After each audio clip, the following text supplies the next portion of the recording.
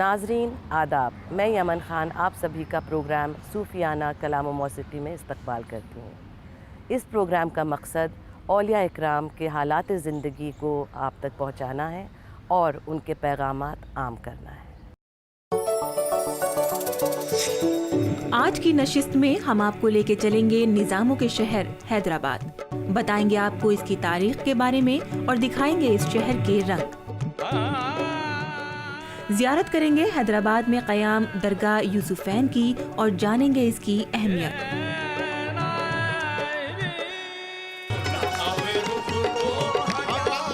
हामिद साबरी साहब पेश करेंगे आपकी नज़र एक शानदार कलाम।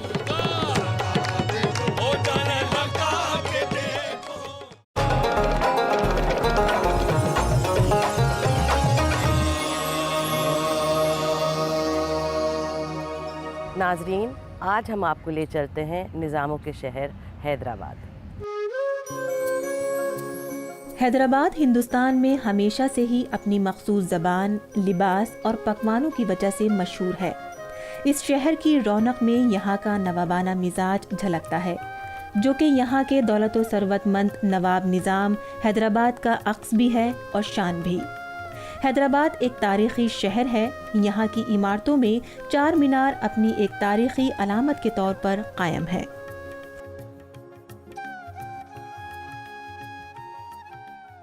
हैदराबाद के नामपल्ली में मौजूद हैं सैयद शाह यूसुफ़ुद्दीन और सैयद शाह शरीफ़ुद्दीन के मज़ारात, जिन्हें यूसुफ बाबा और शरीफ बाबा भी कहते हैं।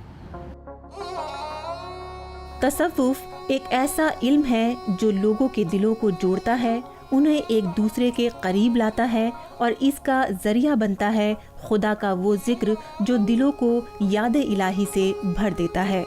यहाँ आकर खुदा की याद ताज़ा हो जाती है और दीन और ईमान का एहसास बढ़ जाता है।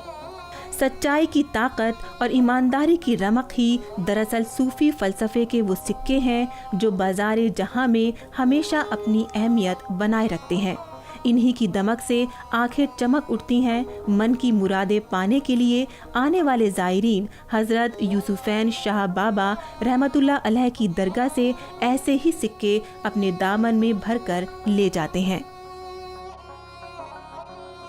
आइए कुछ बातें करें प्रोफ़ेसर अख्तरुल वासी साहब से, जो कि जामिया मिलिया इस्लामिया में इस्लामिक स्टडीज़ के प्रोफ़ेसर हैं। प्रोफ़ेसर साहब, हम लोगों को ये बताइए कि अपने दरगाह यूसुफ़ैन जो हैदराबाद में है उनके बारे में कुछ बताइए और दक्कन के सूफ़ी फ़लसफ़े के बारे में। देखिए, जो हैदराबाद फ़रखुंदा बुनियाद है, ये एक ऐसी मरकज़ी जगह है कि जिसके में इश्क़ मजाज़ी और इश्क़ हक़ीक़ी दोनों के नुमाइंदे मिलते हैं। और दरगाह यूसुफ़ैन जिसकी आप बात कर रहे हैं, ये भी दो बुज़ुर्गों के मज़ार वहाँ पर हैं। उनकी वजह से उसकी बड़ी अहमियत है और लोग अक़ीदत के साथ वहाँ जाते हैं। और ये भी हमें नहीं भूलना चाहिए कि हैदराबाद जो है वो एक ऐसा शहर और मरकज़ है जहाँ पर के कोई एक सिलसिला नहीं बल्कि तसव्वुफ़ के बहुत से सिलसिले जमा हो गए हैं। चिश्तिया निज़ामिया भी मिलेगा, चिश्तिया साबरिया भी मिलेगा, वारसी भी मिलेंगे आपको क़ादरी भी मिलेंगे और साथ में आपको शुत्तारी भी मिलेंगे जी, आपको रिफ़ाई भी मिलेंगे। तो इस तरह से वो उस शहर की अपनी एक अहमियत और हैसियत है। और जो अर्ज़ दक्कन है वो अगर आप देखें तो बीजापुर से लेकर और भी नीचे चले जाइए, आप तमिलनाडु में चले जाइए, केरला में चले जाइए, आप कर्नाटका में आ जाइए, आप आंध्रा में आ जाइए, जो पुराने इलाके रियासत निज़ाम के अब महाराष्ट्र में आ गए हैं उसमें चले जाइए, विदर्भा में आ जाइए, आपको पता चलेगा। इन्हें डाउन विंध्यास बल्कि जिसे कहिए, यूँ कहिए कि डाउन विंध्यास जो है वो एक तसव्वुफ़ की पूरी कहकशां है जी। हैदराबाद हो, औरंगाबाद हो, बीजापुर हो, गुलबर्गा हो, आप किस किस का तस्करा करेंगी और किस किस को फरामोश करेंगी। तो असल में ये ऐसे कुदसी सिफ़ात बुज़ुर्गों की सरज़मीन रही है कि जिन्होंने इंसानों को एक रिश्ते वहदत में पिरोने की भी कोशिश की है और खुदाए वाहिद जो है उसके भी करीब लाने की कोशिश की है। तो इस तरह से अगर आप देखें तो दरगाह यूसुफ़ैन जो है वो उसको एक मरकज़ी और महवरी हैसियत हासिल है हैदराबाद में, और सिर्फ हैदराबाद में नहीं बल्कि जो दक्कन का आम रूहानी मंदरनामा है और जो इरफान का पूरा एक यानी जिसे कहना चाहिए कि बाब है, उसमें एक रोशन और जली उन्वान जो है वो दरगाह यूसुफ़ैन का भी। बहुत बहुत शुक्रिया प्रोफेसर साहब, बहुत बहुत इनायत कि आप इतने तफसील से और इतनी अच्छी तरह हमें और हमारे नाज़रीन को ये बातें बताते हैं। तो नाज़रीन, ये थे प्रोफेसर अख्तरुल वासी साहब और इनसे हमने कई अहम बातें सुनी और सीखी। अब वक्त हो गया एक वक्फे का, मिलते हैं जल्द ही, कहीं जाइएगा नहीं। अरे काश इतना करम किया होता। कलाम को पेश फरमाएंगे मशहूर कव्वाल हामिद साबरी साहब। से पर्दा हटा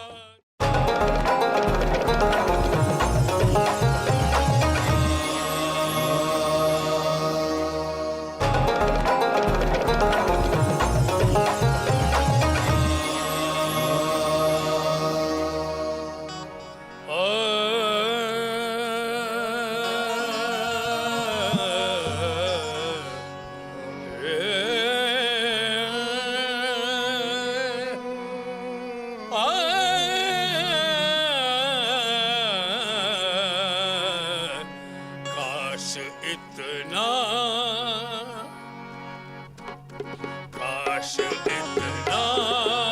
करूं किया होता, काश इतना करम किया होता,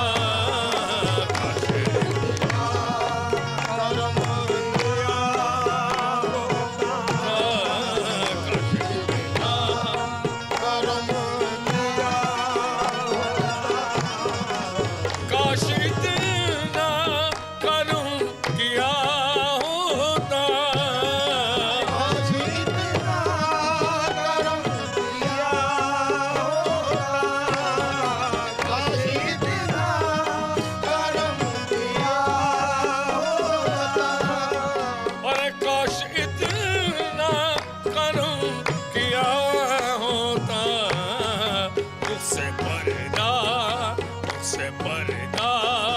हटा दिया होता, तुझसे पर्दा हटा दिया होता, हटा दिया होता,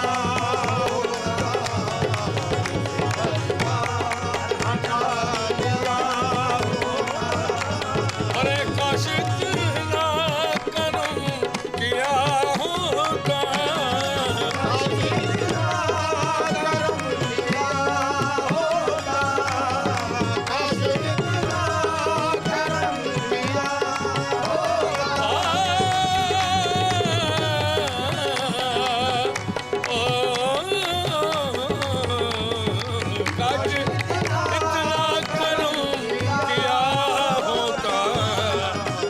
पर्दा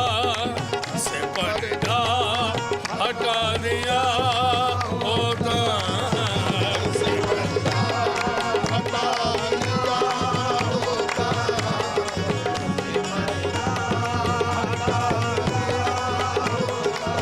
ओ दर्द दिल आप ही ने बख्शा है,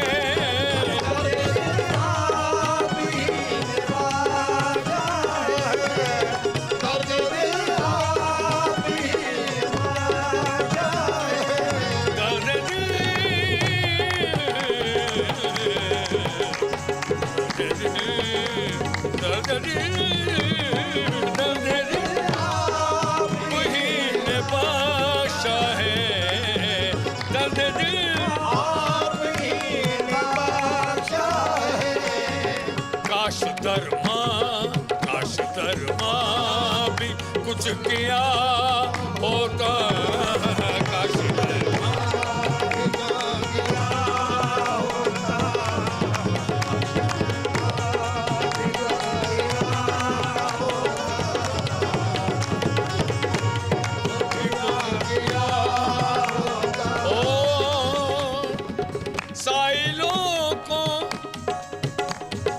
साइलों को नवाजने वाले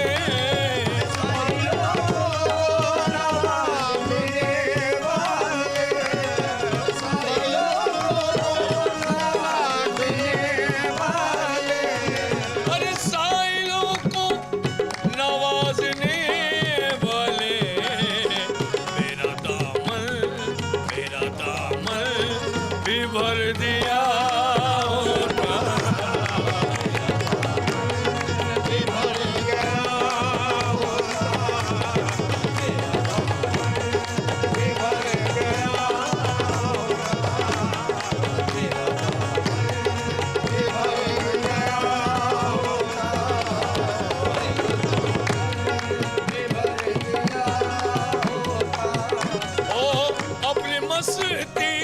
अपनी मस्ती मरी निगाहों से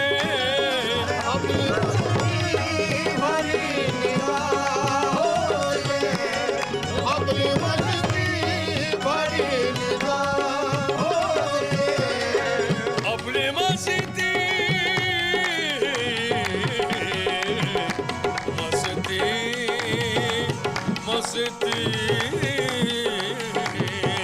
अपनी मस्ती भरी निगाहों से कोई सागर पिला दिया होगा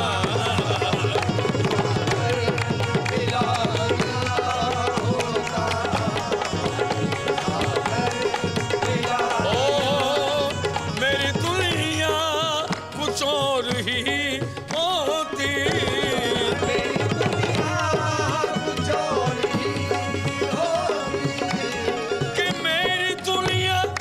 कुछ और ही होती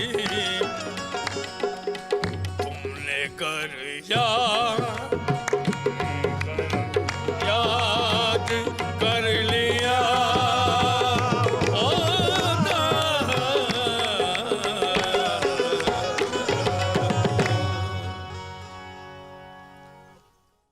अखलाक साहब, हिंदुस्तानी तसव्वुफ़ और फ़ारसी ज़ुबान में क्या रिश्ता है? ये हिंदुस्तान में तसव्वुफ़ और फ़ारसी ज़बान का बड़ा गहरा रिश्ता रहा है। हम जानते हैं कि फ़ारसी जो है ये हिंदुस्तान में एक अजनबी ज़बान नहीं रही। सैकड़ों साल से लोगों में इसका रवाज रहा है और बेशतर जो सूफिया थे उनमें बहुत सारे शुअरा भी थे, वो फ़ारसी के शुअरा थे। मसलन जिन शुअरा का कलाम हिंदुस्तान में आम हुआ, जैसे हज़रत सनाई का, हज़रत जामी का या हज़रत अमीर खुसरो का, ख़ुद बू अली शाह कलंदर बड़े शायर थे, जमालुद्दीन जमाली बहुत बड़े फ़ारसी के शायर थे। उसी तरह से दीगर बहुत सारे सूफिया हम देखते हैं जो सूफ़ी भी थे, शायर भी थे और उन्होंने फ़ारसी में शायरी की। अगरचे बहुत सारे सूफिया ने मकामी ज़बानों में भी शायरी की, जैसे बाबा फ़रीद ने पंजाबी में सबसे पहले शायरी की, अमीर खुसरो ने फ़ारसी के साथ दूसरी ज़बानों में भी शायरी की। लेकिन फ़ारसी का बड़ा गहरा रिश्ता रहा है हिंदुस्तान में तसव्वुफ़ के हवाले से। और हम ये भी देखते हैं कि ये हिंदुस्तान के बाहर भी फ़ारसी में इरफ़ानी शायरी हो रही थी और वो मुंतकिल होकर हिंदुस्तान आ रही थी और यहाँ के लोग उनका कलाम पढ़ रहे थे। जैसे हज़रत शेख सादी हैं, मौलाना रूमी हैं, हाफिज़ हैं, ये तमाम आरिफ शोहरा हैं, सूफ़ी शोहरा हैं, इनका कलाम भी हिंदुस्तान में मकबूल हुआ। नाजरीन, बस अब एक छोटे से वक्फे के बाद फिर हाजिर होते हैं, कहीं जाइएगा मत। अगले हिस्से में सुनिए हामिद साबरी साहब की आवाज़ में एक और सूफियाना कलाम। इधर मेरी डगमगाई कश्ती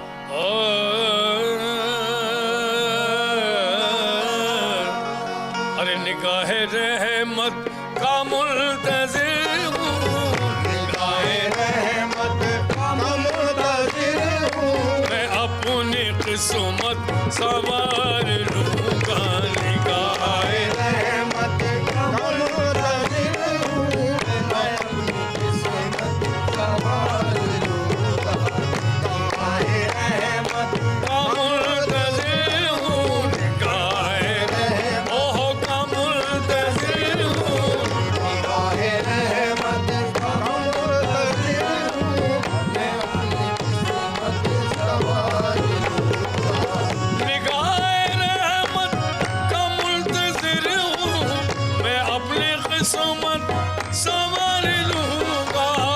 निगाह रहमत का मुल्तज़िर हूँ, मैं अपनी किस्मत संवार लूँगा,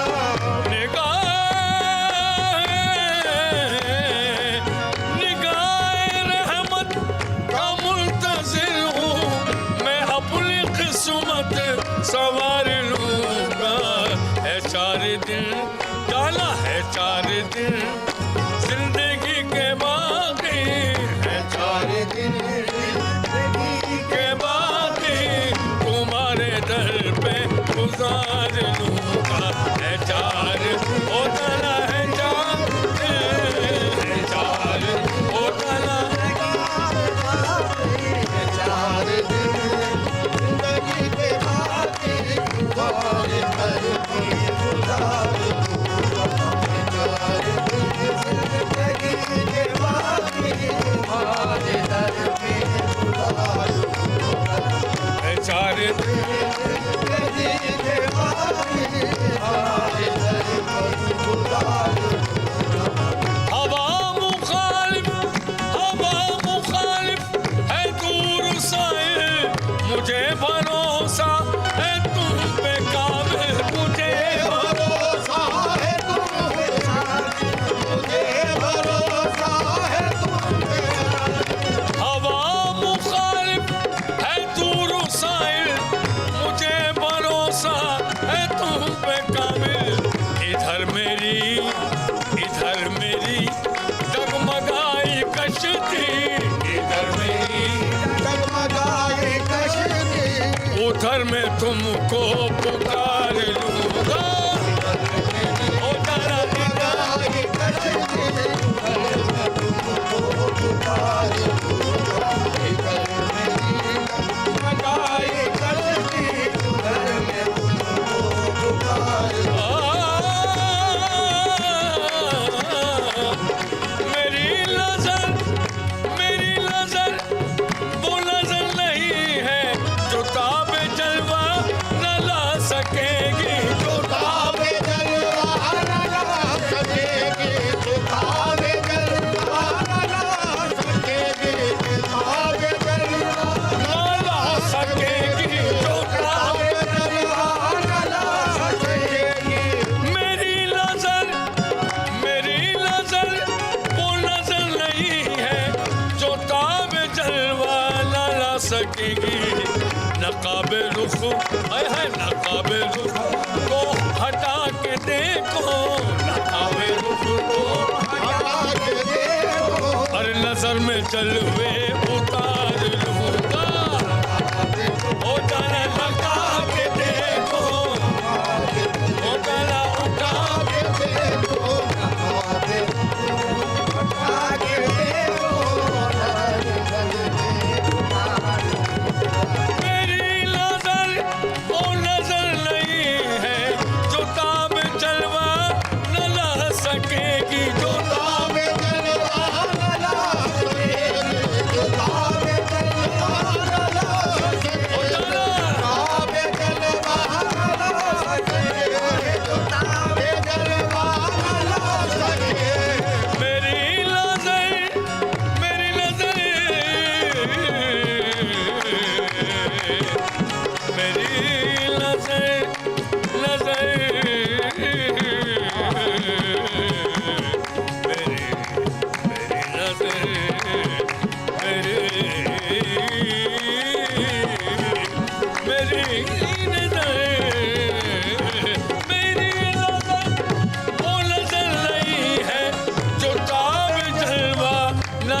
सकेगी। नकाब रुख को उठा के देखो, नकाब रुख को हटा के देखो, नजर में जलवे उतार लूंगा।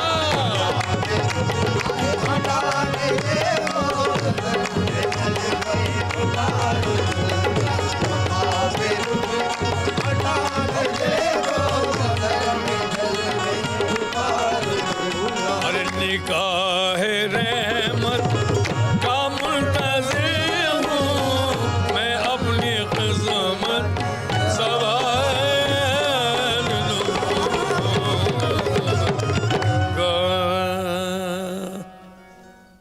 प्रोफेसर साहब, जुनूबी हिंदुस्तान में तसव्वुफ़ का क्या असर रहा है? जुनूबी हिंदुस्तान का तसव्वुफ़ में बड़ा अहम रोल रहा है और बड़े सूफिया वहाँ पे रहे हैं। ख़ास तौर से हम ये देखते हैं कि जब शुमाली हिंदुस्तान से सूफिया, ख़ास तौर से हज़रत निज़ामुद्दीन औलिया रहमतुल्लाह अलैह के इंतकाल के बाद जब हालात ऐसी तब्दील हुए, बाद सियासी हालात, एक तो ये वाक़या हुआ कि मोहम्मद बिन तुग़लक ने देवगीर को अपनी राजधानी बनाई, तो बहुत सारे मशाइख और सूफिया को ये कहा गया कि वो भी यहाँ से मुंतकिल होकर उस इलाके में जाएं। ये एक तारीख़ी वजह हुई जिसकी वजह से बहुत सारे सूफिया दक्कन की तरफ चले गए। दूसरी वजह ये हुई कि उन्हीं बाज़ पॉलिसियों की वजह से, मुआसिर हुकूमती सियासी पॉलिसियों की वजह से चिराग दहलवी रहमतुल्लाह अलैह ने अपने बहुत सारे शागिर्दों को दक्कन की तरफ भेज दिया। उसमें हज़रत गैसू दराज हैं और बहुत सारे लोग हैं, बुरहानुद्दीन गरीब हैं। ये तमाम लोग ऐसे थे जो दक्कन की तरफ गए और वहाँ पे सूफियाना तालीमात को फैलाया और वहाँ पे तसव्वुफ़ की बुनियादों को मज़बूत किया, उनको आम किया और लोगों में उसका रवाज पैदा किया।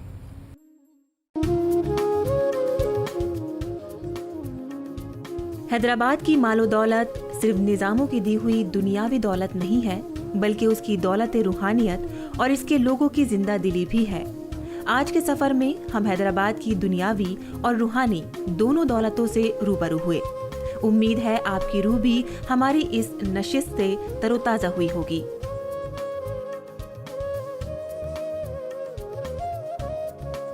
नाजरीन, हमें यकीन है कि तसव्वुफ़ की दरिया में हमारे साथ आपने भी अपनी रूहों को तर किया होगा। हम चलेंगे बंगाल के एक कस्बे मालदा और ज़ियारत फरमाएंगे हज़रत अलाउल हक पांडवी रहमतुल्लाह अलैह दरगाह की, जो पांडवा शरीफ में क़याम है।